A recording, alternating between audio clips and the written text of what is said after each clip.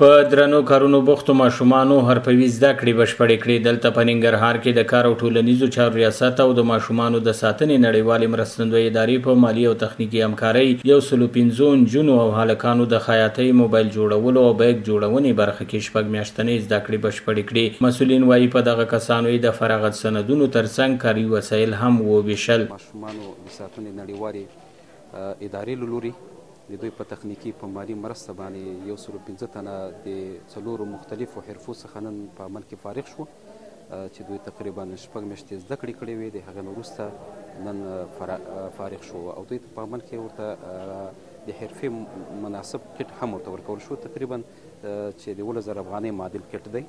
دوی تر دې وړاندې په بیلابیلو ځایونو کې درانده کارونه کول چې له حرفوي زده کړو وروسته به له دې لارې ګټه وټه کوي او خپلې کورنۍ ته به پیسې ګټي. مخکې چې لاس ګاډی هم چلو، درانه کارونه هم کوو. اوس چې دلته د موسسې کې دغه کوم موبایل سازۍ کې کار کوو، پوه شو موبایل کار هم زده کړی دی. پردي بارونه مې وړل، یو به یو رقم په غټې کولې، بل رقم په غټې کول. ما به زه به ډېر رټلم، واقعا زه به ډېر خفه کړم.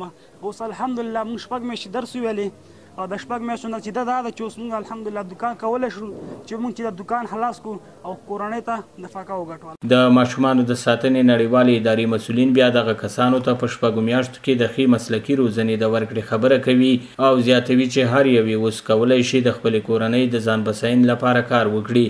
درندو کارونو کې بوختو، دوی موږ راواغېستل او حرفوي زده کړو پروګرام ورته برابر کړ. دوی په مختلفو حرفو کې وروزل شول. تقریبا د دغې نه 115 کسانو نه 52 هلکان دي او 53 نجونې دي چې 53 نجونې په بیګدوزۍ، سلمهدوزۍ او پردهدوزۍ حرفو کې وروزل شول او هلکان چې دي 40 هلکان موږ سره موبایل سازۍ حرفه کې وروزل شول او بقایا 30 کسان چې دي هغه په خیاطۍ د نارینه‌و خیاطۍ کې. د کار او ټولنیزو چارو ریاست د مسؤلینو په وینا په ښار او د خښتو په بټیو کې په درنو کارونو بوختو ماشومانو ته د روزګار او زده کړې زمینې د برابرولو په پارې د مرستندویه ادارو سره ګډې هڅې پیل کړي چې له مخې ګڼ شمېر ماشومان له درنو کارونو خلاص او حرفوي زده کړه یې ورکړې ده. سباون ساحل، وحدت نیوز، ننګرهار.